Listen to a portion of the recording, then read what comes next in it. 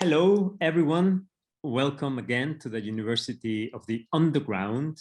We are a free, pluralistic, and transnational university founded in 2017 in the basement of a nightclub. I am Naum, the head of program of I Want to Believe, an investigation into religion and belief systems. And I would like to welcome the students of our program, but also the new visiting participants that I can see online. And once again, I kindly request a donation to our charity so we continue to be able to develop these programs and pay our lecturers. The following talk is going to be 40 minutes plus 15 minutes Q&A. So if you have any questions, please drop them in the chat. And I am beyond excited to introduce you to Bishop Bryan D. In the last weeks, we had a conversation with Bryan, and I was mind blown by his expertise, his knowledge, his sensitivity, because Bishop Bryan is a semi-retired by ritual autocephalous Eastern Orthodox Western Catholic bishop and exorcist for the old Roman Catholic Sacred Order of Saint Michael the Archangel, Order of Exorcists. Also currently offering private instruction in Gedo Zen, meditation, mysticism, prayer, and Christian esotericism. Bryan is going to be with us on a second occasion later in the program because he has just so much to share with us, and I'm sure that we will enjoy this very enlightening presentation by Bishop Bryan. So I want to welcome Bryan. Thank you so much. Can you hear me okay? Great. All right, excellent. I can put headphones on if there's feedback or something, but I don't have them on right now, so just let me know, okay? Fantastic. All yours. All right, awesome. Well, okay, as he just said, I am a bishop, but I'm a Catholic bishop in what is known as the Independent Catholic Movement, the ISM, Independent Sacramental Movement is really what it's called out here in the United States.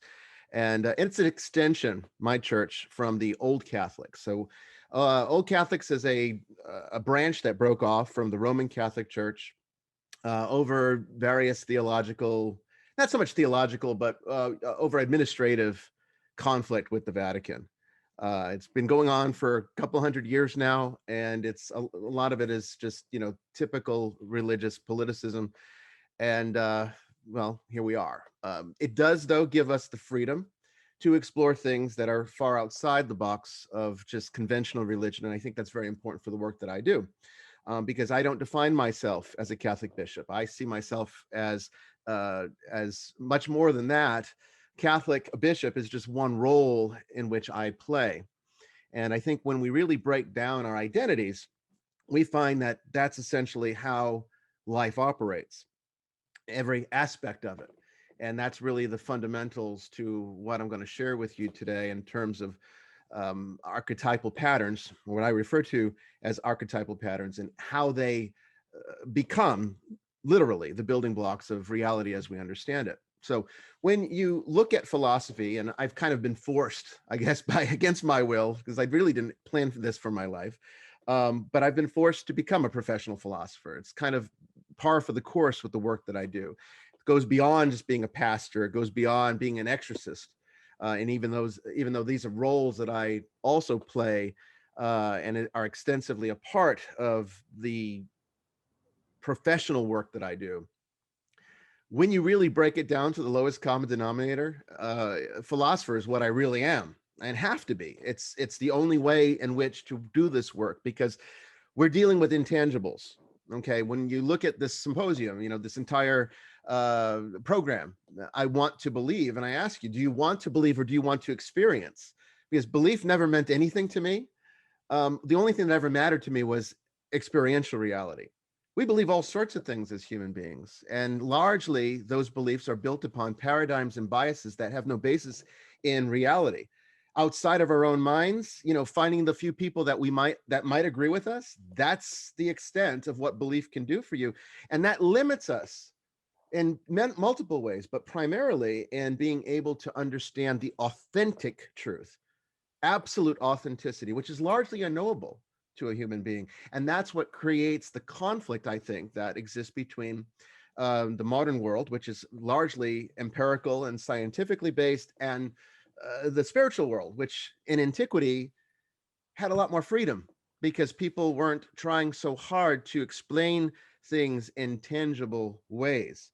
And one of the biggest deficits, I think, of science, even though I find that, science is a necessary part of building our understanding of religion.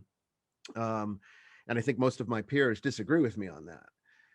But I think ultimately the important thing to remember is that science is only as good as the system in which it is evolved from.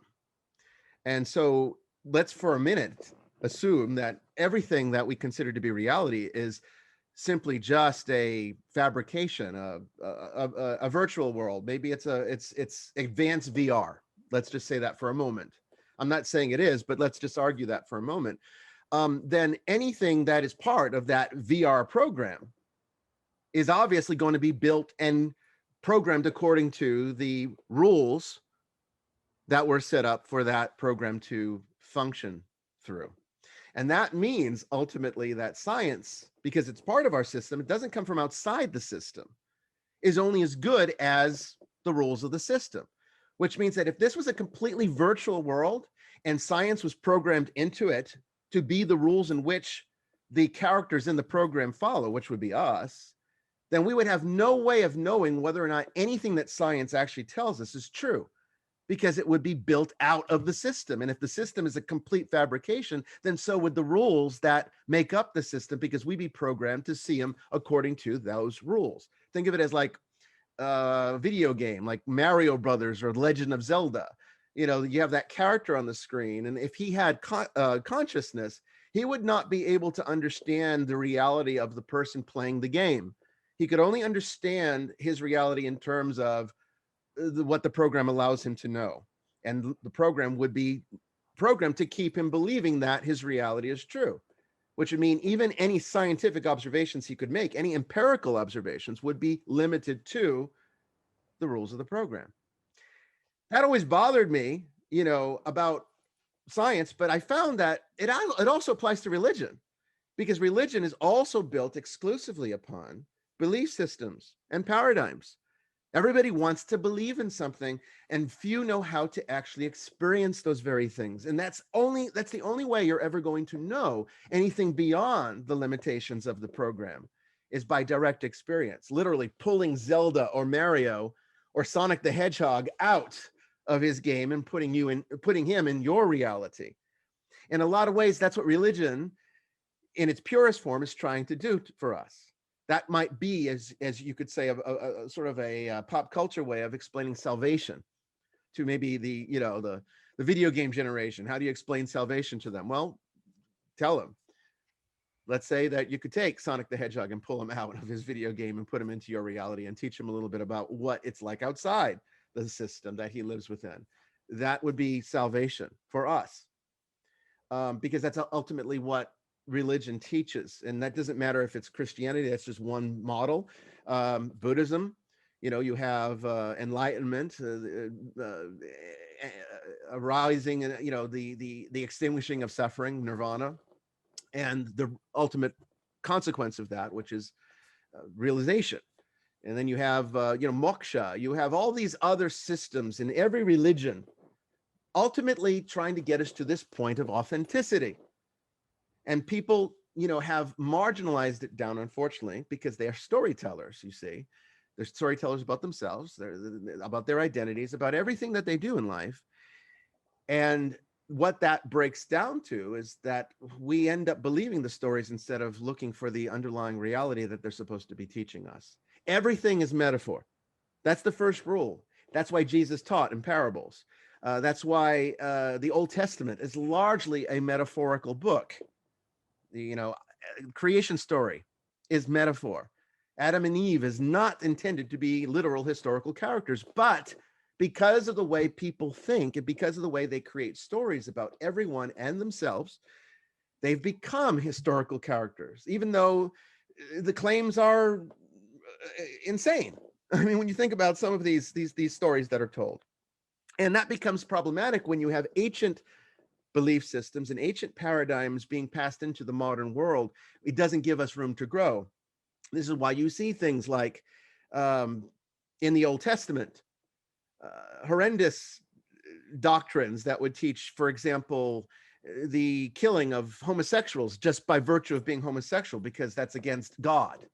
You know, that does not apply to a modern sensibility, and nor should it. We should evolve beyond those kinds of concepts. But when you classify something, a statement like that, as the word of God and make it immutable, and you can't rise above it, you can't move beyond the story, you get stuck in the story. That was always my issue. So I see science doing this with its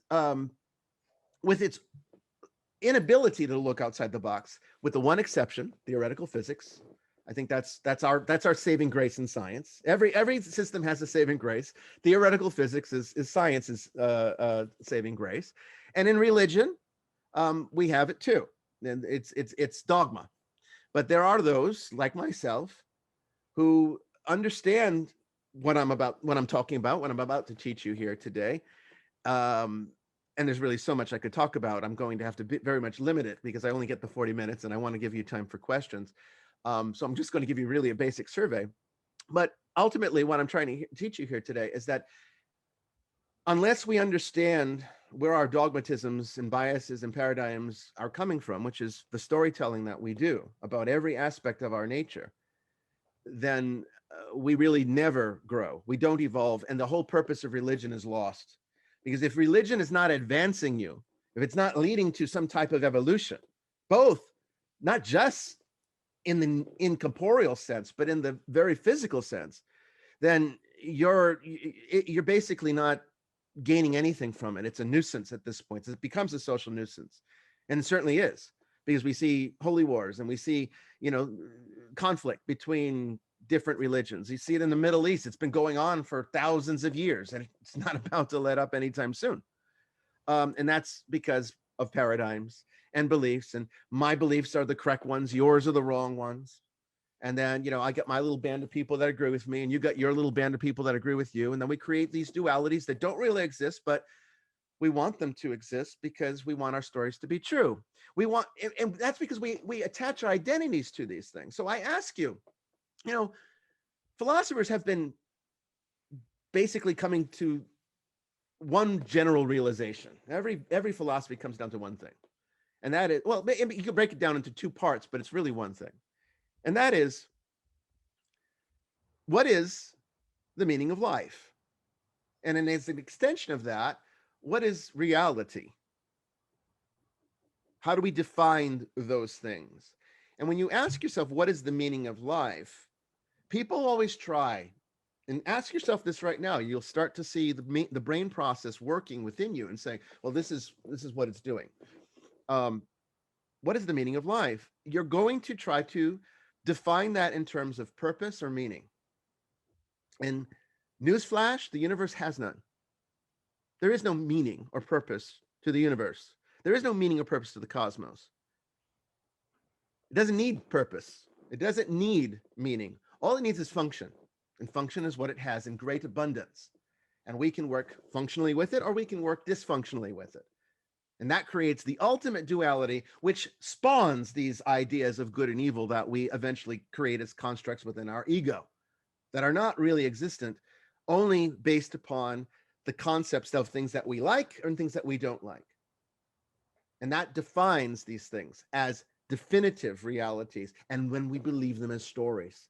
So going from this as a very concrete and tangible, objective approach, very soon, very quickly, becomes a dualism. God versus Satan, the angels versus the demons, the good guys versus the bad guys. And these become the fundamental archetypes upon which we build our reality.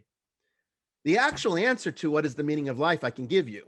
You might not like the answer, but it's the one that is the most relevant, and you have to really challenge yourself to accept it. The answer to what is the meaning of life, that, fundamental question of philosophy, the answer is the ability to ask the question. What more do you need? The very fact that you can ask the question is the meaning of life, because what that assumes is there is some fundamental awareness that is able to make that determination and experience it. But we cannot really define what that is.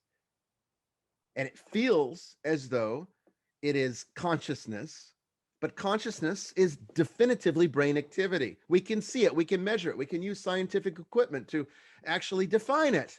We don't terribly understand how it works yet. Neurology, I think, is still very much a mystery to science.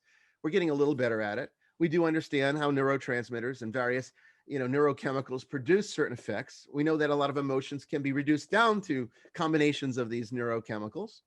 But at the same time, we also know that there seems to be an experiential reality that transcends it. And that's ultimately what I think religion is connecting us to, and yet science is struggling to explain. Again, theoretical physics and quantum mechanics, they're getting there. They're getting there very quickly, thank God. But at the same time, the rest of the scientific community has been very reluctant to catch up. There should not be a conflict between those two. That's another duality that does not need to exist. It's only based on paradigms again. So in order to really get down to these fundamentals and understanding how reality works, because that's the next part of the question, if we understand the answer to what the meaning of life is, which I have said is the ability to ask the question, then that gets us to the second part. What is reality? Reality, that's the harder part to define, because by reality, we have to get down to very specific semantics, and we're not always using the same semantics, which creates another duality, another conflict, another fracture within our understanding.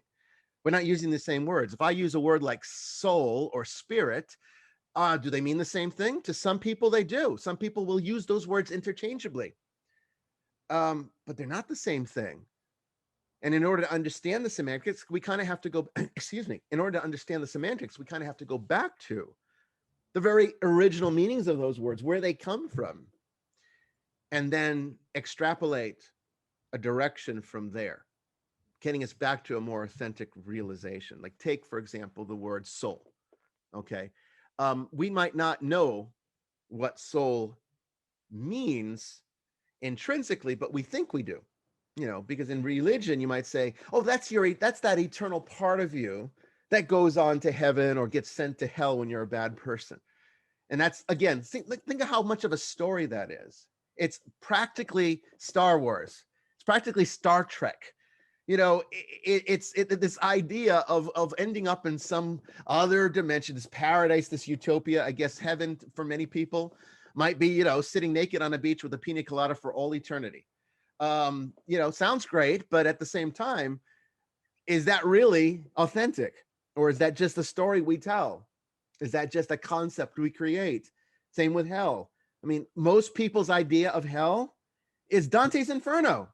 It was an archetypal story written, in the Middle Ages. You're talking about something that is not even divorced from reality, but divorced from our reality in the modern world.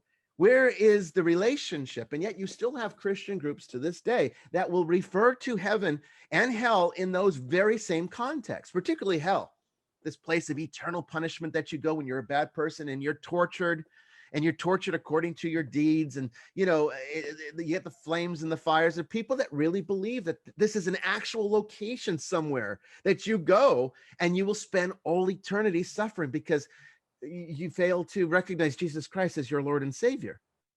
It's nonsense. It's absolute nonsense. There's no reality to that. That's a story that people have created. And the reason people create these stories is because they are completely ruled by the archetypes that literally make up our psyche. Let's take that word psyche for a moment. We're talking about the word spirit and soul. A lot of people don't realize that the word psyche actually originates back to the Greek word, and it didn't mean just mind. It meant spirit too. So we think of psyche in terms of the origin of the word psychology, the study of behavior, the study of the mind, perhaps. Most people would define the study of the mind as the study of human behavior. But at the same time, the ancients didn't see a difference. There was no distinction there. See, we created a duality somewhere along the way that separated spirit from mind. But in the ancient world, it was the same exact thing. Mind, behavior, and spirit were identical, all categorized under the word psyche. So if we're using the wrong semantics, we're creating paradigms that are changing how we view the world and using language to make these modifications erroneously, then that tells me that in order to get back to the truth, then what we need to do fundamentally is get back to what those ancients' words actually meant, what the ancients meant by those words when they handed them down to us for posterity. And we're still using them to this day, albeit very poorly. So let's think about that. Let's say spirit, this non-corporeal. What do you think of spirit? Well, you think of like a ghost, perhaps, a non-corporeal aspect of our nature. And then, so that's one. And then think of mind, the non-corporeal aspect of ourself. Seems to make sense because mind is all those thoughts and feelings that we get, but we can't really express those outside of making behavior that you can see. So if I'm angry, I got to give you nonverbal cues to let you know I'm angry. I got to yell at you, which is an external reality. I've got to maybe use vulgarity. That'll get your attention, but that's also external. I've got to show you my angry face. My eyebrows go down. I might have aggressive gesturing. These are all external manifestations of human behavior that convey an internal reality that you can't see until I make the exchange physically. But I'm feeling it. You're not feeling it until I make you feel it by making you angry. And then you start to create a story based upon the experience because the experience affected you. How do you think we damage people when when somebody abuses someone else? Think of something like child sexual abuse, which is perhaps, in my work at least, the biggest indicator that someone's going to have future problems that are no less physical, mental, emotional, as well as spiritual. It affects the entire being, which makes my work very difficult. In fact, I would say, in terms of just demonic possession alone, one of the areas that I, as an exorcist, have to work within regularly, I would say that just about every single client we have ever had that had genuine demonic possession also had a history of child sexual abuse. But why should that create an internal reality when it's coming from an external source? And that's because we start to define ourselves by our experiential component.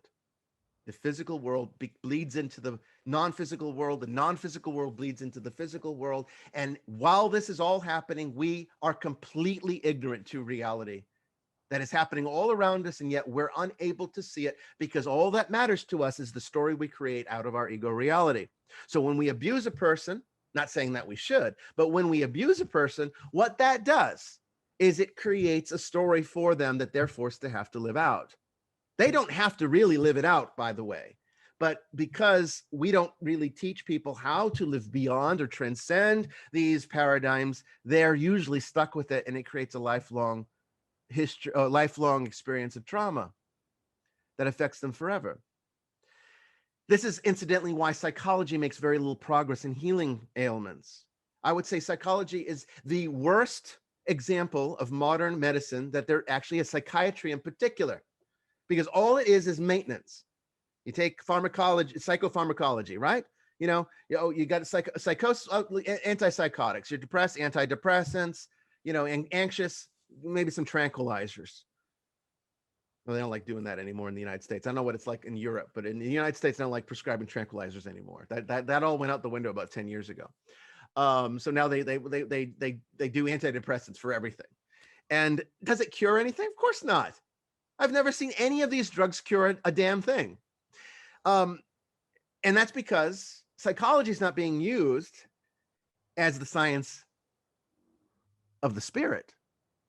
Psychology is being used as a reductionist scientific view of the mind, and they don't understand it. So they create a paradigm and then they work within it, which is what we all do. So ask yourself what you do. Like take a pen, for example, okay? got a basic pen. All right. I can start taking this apart piece by piece. Take the top off. I can take the ink part out. I can take, I probably can take more of this. At what point is it no longer a pen? We can all agree that when it's together in its aggregate parts, we can agree that this is a pen. But as soon as I start taking it apart piece by piece, would you still call it a pen? You might say, well, that's from a pen. You might see one of those parts. But if you just see the spring, would you say that's from a pen? You might not even know that the spring comes from a pen. It's one of the things of, one of these ballpoint pens where you push the button and it comes out. At what point is it no longer a pen? How many parts do I need to take apart before it's no longer a pen? The story of this pen is its aggregate structure. All of the parts create the usefulness that it is. And so therefore this pen defines itself through us as its function. The ability to write with it is what makes it a pen. As soon as it's no longer able to perform its function, it fundamentally ceases to be a pen. And if we start taking it apart, those aggregate parts no longer can function. Thus, the reality of the pen no longer exists. And we're the same way. We're the same way. Ask a person when you meet someone for the first time, you typically ask them, what do you do for a living? Who are you? And you'll ask questions about their life. Are they married? Do they have kids? What's their career? And if you answer the question, if somebody asks you, who are you? These are the things you're going to think about, but you really don't have much beyond that. You might talk about hobbies you do. You might talk about certain things you've created. But can you really define who you are outside of all of these parts that you've created about yourself? Some of those parts were created for you by your genetics. Some of those parts were created for you by your experiences. And those combined at some point, usually around the age of 21, 22, when our personalities become fixed for the most part, with few exceptions, then we start to use those experiences and those genetic proclivities to create an identity. And then we live by that identity, and then we use religion as a means to preserve that identity beyond the inevitability of death, because the ego can't accept the fact that it's so unimportant that it will cease to exist one day. And that became fundamental to philosophy, because we actually get, as Christians, we actually get most of our beliefs about the afterlife not from Jesus, but by Plato. Honestly, a Greek who predates Jesus. And we get this idea of an eternal soul from that. Jesus did not teach those things. You know what Jesus taught? Jesus taught that you had to create an eternal soul, that you are not eternal by nature. When you read everything he says about hell, they're all metaphors for dissipation and annihilation, which is very much equivalent to the extinguishing that we see as the fundamental principle of Buddhism. This idea that we don't really exist. In Buddhism, it's called anatta. Literally means no soul, because in Hinduism and Buddhism, soul literally means like self. Again, semantics means so much because we don't define soul in the West that way typically. Soul we define by Plato's terms, this thing that goes on forever. And Plato even taught a system of reincarnation because he was that adamant about the eternal nature of the soul. And in the East, they had, Hinduism had that, but Buddhism changed it. And that's what created ultimately the fundamental difference between the two. It's this idea that there was no soul. You didn't need one. You transcend, because even the soul is an identity that is not useful.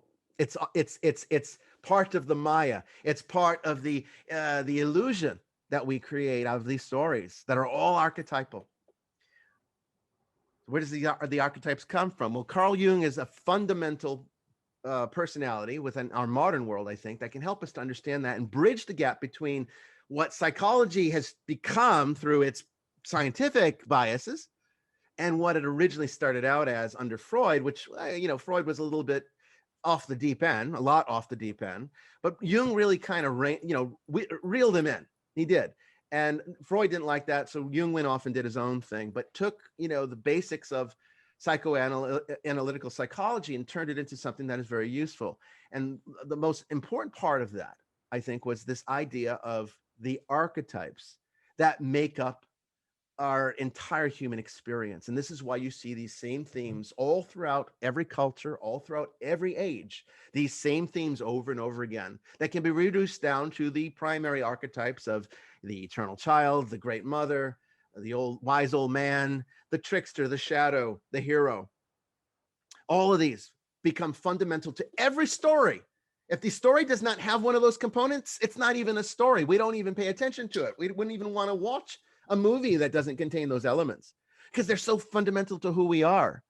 We need them. We define ourselves the same way. And actually, if you pay attention, you live by those very rules that these archetypes that are already built into your DNA operate from. That's the basis upon which all reality is. So to answer the second part of the fundamental question, if we know how to now answer what's the meaning of life, and we say that's the ability to ask the question, then the answer of what is reality is whatever the hell you make it. And collectively, we have made a story. You can call it Christianity, you can call it Islam, you can call it Buddhism, you can call it Shinto, you can call it shamanism, you can call it tribalism. There's all these different stories that are telling the same thing a different way. Is Star Wars really any different than Harry Potter? Well, the storytelling is different, but it's the same story. Instead of Darth Vader, you have Voldemort. Okay? And guess what? Harry Potter and Voldemort both live within you. They are aspects of your nature, and that's why you can connect to these. And that's why J.K. Rowling went from a poverty-stricken woman writing on napkins in a coffee shop is now a billionaire who's worth more than some countries. That's why. That's why we'll invest so much of our lives into a story like that, because it connects to us on such a deep level, and it gives gratification to the ego reality. So you might say, well, then why are you a bishop? Why are you a Christian when you think like this? And that's because I have I've used this information and this knowledge and this experience to transcend that definition, to think outside the box and yet still use the box, because the box is useful. But you have to be able to differentiate how it works conventionally and how it works at the absolute level. Otherwise, you can never know authenticity. And in fact, even if you try, you still can never fully know the actuality of the cosmos, but you can get closer and closer each time. And that's ultimately what I do teach my students. That's what I've spent the last several years teaching them, is how to get closer to the actuality. You'll never get there. It's kind of like, my first year as a seminarian, we had to take philosophy, and they purposefully chose a professor who was an atheist to teach all of us, God-fearing Christian, kids. They chose an atheist to teach us philosophy, which I thought was a really bad idea back then, because I was stuck in the paradigm. And now I look back and say, what genius that was. What genius that was, because it shaped who I am to this day. One of the things she taught us in the very first class, in fact, was this idea mathematically that, if you were to, let's say mass was not an issue. Okay, so let's say you could take mass completely out of the equation, and you could reduce yourself to any size you needed to. Or let's say every step you take could reduce your mass. Okay, so let's say you're in a room that's about a finite room. Okay, a 10 by 10 room, 10 feet by 10 feet. Okay, and you're in the center of that room, and you need to walk 5 feet to get to either wall. But there's a caveat. Every step you take, it doesn't matter which wall you choose. So take the north wall. Still, it's 5 feet in every direction. You're in a 10 by 10 room. You're in the center of that room. You want to go to the north wall. So you have to walk 5 feet to get there. The caveat is every step you take is going to have to be half of the distance of the last step you took. You will constantly move closer to the north wall, but you will for all eternity never reach it. As long as your mass can continuously decrease infinitely, and that's, of course, a philosophical, theoretical condition that doesn't have any essential meaning in reality, but mathematically it means everything, which might be the only true reality, honestly, is vibrational geometry, which is all mathematical. But that's another story and another lecture altogether. But let's just say for a moment, you're walking, you'll keep getting closer to that north wall. But if you only can take the half of step of the last step, you'll never get there. And that's kind of the kind of progress we're making as a species, as creatures of creation and awareness. We're inching our way towards what we call God, because we have no other story. We have to create a story about that too. So we have to make the wise old man archetype. He lives on his throne with a big beard, and he's looked down on all of us. He's, let there be light, and here we are. It's a great story. But, that kind of marginalizes God quite a bit, I think. It reduces him down to something that is very fairy tale-like, and it does not help us to convince the scientific community to look beyond empiricism. Because, see, that's the other part of the problem. We are mostly non-corporeal. And being non-corporeal, or I should say incorporeal, perhaps is the correct term, but I like using the word non-corporeal because it defines something in terms of an actual characteristic reality. You have corporeal reality, and then you have non-corporeal reality. The actual word is incorporeal, but, again, semantics matters, and I like to sometimes create new words to make distinctions between certain things so that the model is clear. And so when you think about corporeality, that's all science can look at. Can't really look at the incorporeality or the non-corporeality. The best it can do is quantum mechanics, theoretical physics, perhaps, but it still comes down to looking at tangibles. God is entirely an intangible experience. That's why Scripture focuses so much on faith being the fundamental way in which one is saved. It's not because faith is this great, amazing thing that does all these wonders. It's that you're able to experience something without having to believe it. That's what the real meaning of faith is. Experiencing without needing to believe. Trusting that something that somebody might have experienced that you haven't yet experienced is true. And then moving in that direction on pure trust. So faith is more about trust. It's not so much about blind belief. And I would encourage you as students, if you're really exploring your own spiritualities and trying to understand where you fit into this cosmic mess that we're in, because it is a cosmic mess. Every religion acknowledges that. Christianity calls it the fallen world. Buddhism calls it dukkha. It's not really a good translation for the word dukkha. It kind of just means dissatisfaction that's caused by impermanence and suffering. It's the same damn thing, you see. So where do you fit into that? How do you transcend it? What are you trying to achieve? Are you trying to end up in some paradise, some utopia, on some planet somewhere where we call it heaven?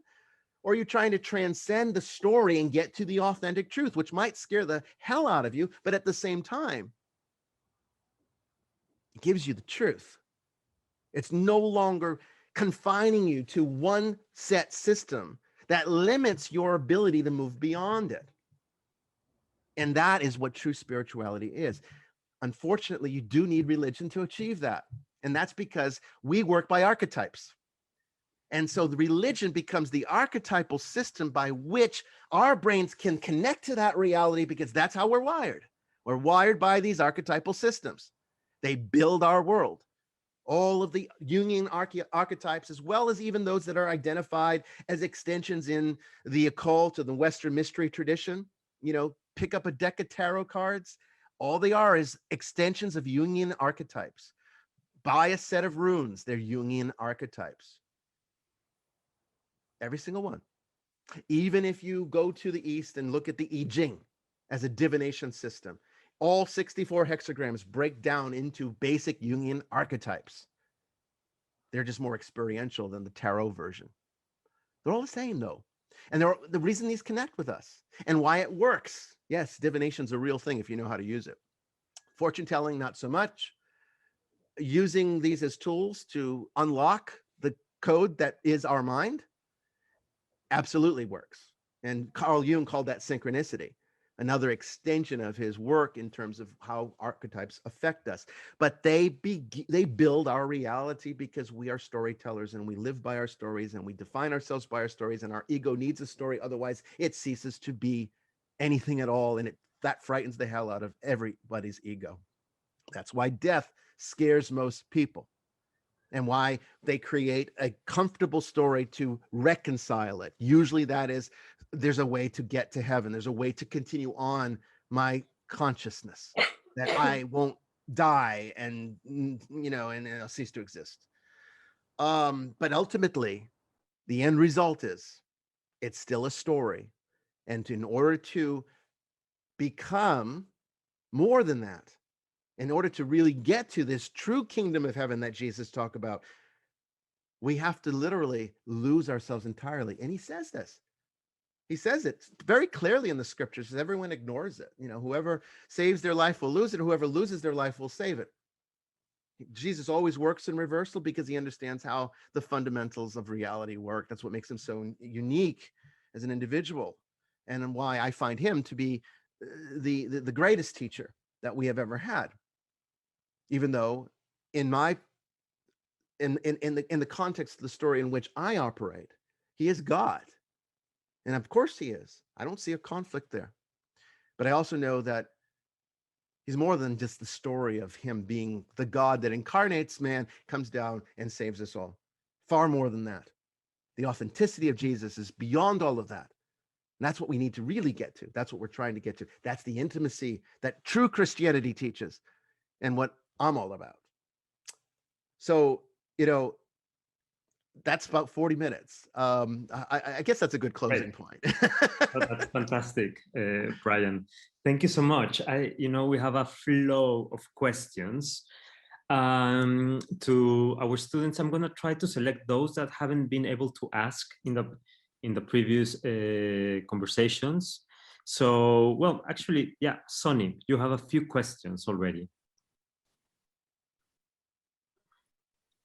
Hi. I think he's answered most of it as he was talking.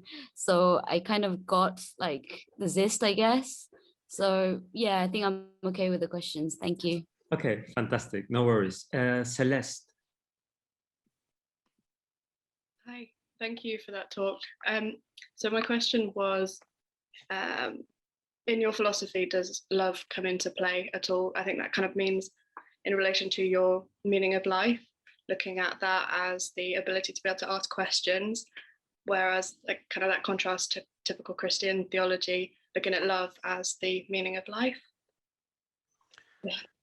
Well, again, that gets down to semantics again, and I might define love differently than what I think most people do. I define love in very materialistic terms. I think it's really basically a combination of oxytocin, norepinephrine, maybe some variations in between of some other neurotransmitters, but ultimately that love is a brain experience. But I would say that that's an accident of what is true love. And true love I would define as compassion. And the reason why I think compassion transcends, and when you read what Buddha teaches, he talks much more about compassion and doesn't really talk that much about love, because love is something that you feel, and oftentimes love is very selfish, because a lot of times the love that we give to others, we do so because we're motivated by how they make us feel. So it's a mutual experience. I like this person. They give me that little giddy feeling inside, and so I want to spend my life with them, and that gives me a love experience. But compassion doesn't need anything selfish. You can do something out of compassion without ever feeling anything, and yet you do it not because it feels good, but it's the right thing to do. And what defines what's the right thing to do? Whether or not it's wholesome and functional. You can do dysfunctional things, and that usually involves hurting people, killing people, all these horrible things that human beings perpetuate, or you can do things that build them up and help them to evolve and to grow into something so much more than they currently are. And you don't really need love to do that. You need compassion to do that. But the love is the experiential part that is conventional. And we do need that conventional reality in order to understand how to connect to these higher systems. But as long as we know how they operate on both levels, it's okay. So I would say, absolutely, we need love. And love is definitely part of the experience of reality, which means it is fundamental. But I would also argue that at an absolute sense, the love is not the important part. That's just a shadow reaction. It's just a reflection of the true reality, which is all built on compassion. So compassion is higher, semantics matter, and that's kind of how I would distinguish the difference. Great. Yeah. Ruth? Yes, thank you so much. Amazing talk so far. I'm reading the Red Book by Carl Jung at the moment, and I actually wrote this quote down last night, and I just want to read it out super fast and then ask your opinion on it. Mhm. And it's, if you live your life by example, you become that example. But who would you live your own life but not yourself? The signposts have fallen, unblazed trails lie before us. Do not be greedy to gobble up the fruits of foreign lands. Do you not know that you yourself are fertile acre that bears everything that avails you? And I wanted to ask, in that sense, like, can we become authentic without religion? Could it be more authentic to find a path without it? That's a very good question. And I would caution that while theoretically I think it is possible, I think ultimately we are wired to be religious or spiritual in nature. I think that is also built into how the system works. And that's how the tangible aspects of our reality relate to the intangible aspects. So because we are truly both a corporeal and non-corporeal being, corporeal in the sense that we have a physicality, we have, a body that we can touch and interact with the physical world with. We can affect the physical world through that body. And then we have, of course, the mind, where all the thoughts and feelings reside. So all of that, and largely everything that's external has to be filtered through this first. So in a way, you might say the higher reality or the truer reality is the non-corporeal side. So when that's the case, and if the non-corporeal side is all built upon archetypal patterns, which create stories, then we're always going to need stories in which to use this tool to transcend it. So I would say that religion is the story that the archetypes have created for our means of efficiently transcending the system that we're stuck within. Maybe to use a Gnostic kind of reference, because that's what Gnostics were really trying to do, the secret wisdom that could help us to transcend the limitations of the physical world. In fact, even to this day, a lot of people don't realize that the reason why Christianity became so puritanical and so had so many hangups about sex, because Jews never had hangups about sex. You see, Judaism was always about, let's be fruitful and multiply. Sex was a good thing. But then Christianity came along and kind of made it this dirty, nasty thing. It's like, chastity was this higher reality. Why was that? Why did Paul teach that we really should not focus on those things? And it's because of his Gnostic influences. And the Gnostics were like, why are we bringing more babies into this horrible world? Let's stop doing that, and we can transcend it quicker if we're not constantly imprisoning people in their physical bodies. And that prison of the soul motif continued on well into the Middle Ages, even to the present day in Christianity. But ultimately, as you break this down, the system in which it is built, when it's pure, when it's not being corrupted by politics or the various, biases and I guess agendas that people use religion for, then it becomes this wonderful, efficient system. And it really doesn't matter which one you use, although I would say some are a little bit better at than others. I'd say Christianity, true Christian, mystical Christianity, liturgical Christianity in particular. So Catholicism and Orthodoxy being the highest form, I think, because that's all archetypal. You're actually living out the Bible every time you participate in Mass or the sacraments. They become all symbolic realizations that become realities within ourselves, like taking the Eucharist, for example. Symbol becomes reality. So it's archetypally taking in these impressions. So Christianity, I would say those are the best. Buddhism is probably the highest in the East, because it also has ways of transcendence that is even far beyond, I think, Hinduism. And Hinduism is pretty advanced. In fact, I would say Hinduism is probably the oldest and most sophisticated organized religion there ever was. There's reports that could suggest that much of Hinduism goes back as far as 10,000 years. And I don't think any religion can really say that. So that's wonderful. But to say, well, I'm going to be a spiritual person, not religious, well, you're missing kind of the point, because see, when you do that, what you're really saying is you don't like the politics. You don't like how people have influenced and used religion against us and become this system of control. And I agree. But at the same time, it's throwing the baby out with the bathwater. You're missing the tools that your very nature has created for you to transcend the limitations of your nature. Everything you need is there within you. And that's what Carl Jung's really saying, that we can create our own realities, essentially. But what good is creating our own reality if we're just continuing the prison that we live within? We need to create a reality that transcends that. And all religion, ultimately, in its pure form, teaches us how to do that very quickly, very efficiently. And if you follow, for example, Vajrayana Buddhism or Zen, if you do those right, they can teach you how to transcend it in one lifetime. You don't need 1,000. You know, in Christianity, well, it's called salvation, and it uses faith experience. But ultimately, if it's properly applied, the same would be true there too. So yeah, you could do it, I guess, without those things, but I think it's going to be a lot harder. So I kind of liken it like this. Let's say your goal in life is, let's say that the prison you live within is in Boston, Massachusetts, and you want to go to San Diego, California. That's the promised land. That's heaven. Okay. And so you got to transcend 3,000 miles. All right. You got to travel 3,000 miles to get there. You could walk. Go ahead. You could walk that distance, but let's say you only get a week to get there. Well, you're probably not going to arrive within a week.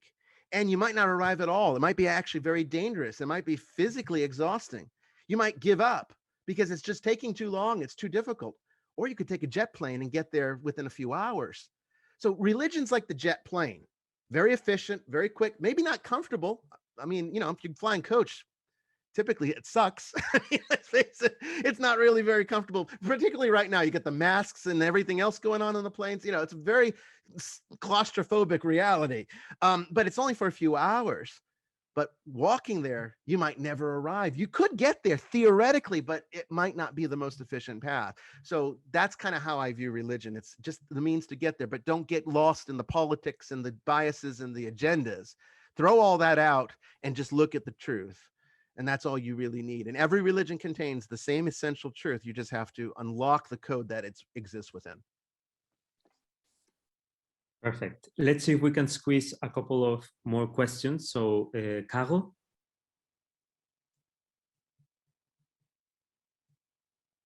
Caro, are you around? Yes, I am. Yeah. Hi. So my question was basically because you're Catholic, but you don't belong to the Catholic Church. So I was wondering what aspects you're rejecting, but also what aspects are you relating to? Because well, we're not part of the Roman Catholic Church, but Catholicism is a lot larger than the Church of Rome. See, there was a schism back in 1054 between the East and the West. Originally, there were 5 fundamental churches. You had the Church of Alexandria, the Church of Jerusalem, the Church of Antioch, the Church of Constantinople, and the Church of Rome.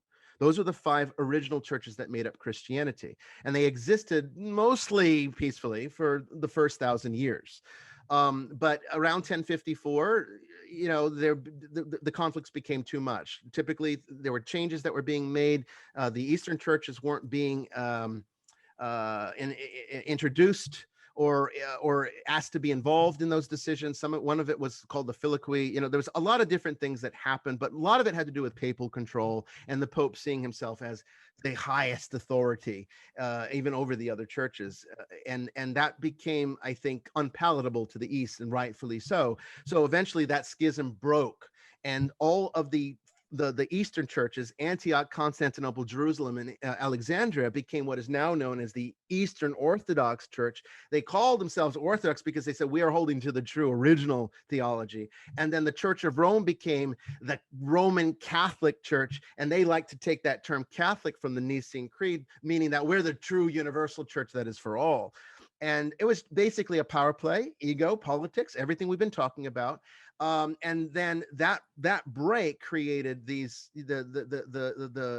difference between these two. But the fact of the matter is, Catholicism is really just as much orthodoxy as it is Rome. I mean, you know, the Nicene Creed said one holy Catholic and apostolic church. There are even Protestant churches that recite the Nicene Creed, and that they use the word Catholic, but they're not using it in a proper noun sense.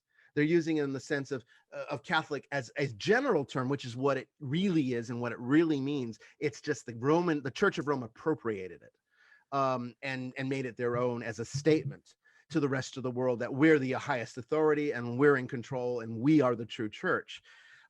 So our church, being from the old Catholics, is an extension of the Church of Rome. We have broken with administratively with Rome, but we still follow the magisterium of Rome, with a few exceptions. So the real difference comes down to administrative authority and politics. We have no use for that. They do. And so if they ever came to a point where we would get away from politics, then we would basically be the same church again. So there's really not a difference. It's only about who's in control of who. And as far as I'm concerned, liberty is the highest reality. Liberty is what Jesus teaches, that liberty is what every religion is teaching you to achieve. So we don't have the right to control anyone. And if religion is trying to control you instead of setting you free, then there's something wrong with the way that person's practicing religion. And that's why we do it a little bit differently. Okay, perfect. We have a lot of demand right now for questions. I see that there is a question that is right now very popular with Kayla. So let's do Kayla, and then let's do Teresa. And let's try to squeeze that in 7-8 minutes. Okay. So, okay, let's start, Kayla. So I was just curious, you mentioned spirituality and separating it from religion. And I was just curious, what about notions of spirituality that existed prior to religion, such as belief systems of indigenous peoples? Well, that's absolutely religion in the context of how it would be applied to the archetypes and the systems in which they are built upon. Because even those systems, while they might not be as formal or as pervasive as these larger systems like Catholicism and Buddhism, they are still religious systems in their own right. They still have rules, archetypal rules in which they follow. There are systems of practice that are passed on typically in tribal religion, in more shamanic culture. You have a shaman who passes down through mentorship his skills to the next generation of shamans that will continue to be the spiritual bridge for that tribe to their higher source of gods. And that's absolutely religion in the context that I'm using it. I think there's a difference between, people like to use the word organized religion. Organized religion's not the problem. It's institutionalized religion that's the problem. When you incorporate it, that's when it becomes a problem. So what you're seeing and what would be that difference in your mind, again, part of the storytelling, is there is no difference fundamentally between what would be these ancient animistic or shamanic religious systems as opposed to Christianity and the Roman Catholic Church today. The only thing that's really different fundamentally is administration and how it works. Rome's incorporated. Rome's like a business, whereas in the ancient world that would not have been so. It was all experiential. It was all about evolution and connection with a higher reality, union with God. It wasn't about modification of behavior. It wasn't about control. It wasn't about taking over a person's life. So absolutely, I would say that there is no difference between religion and spirituality when it's done correctly.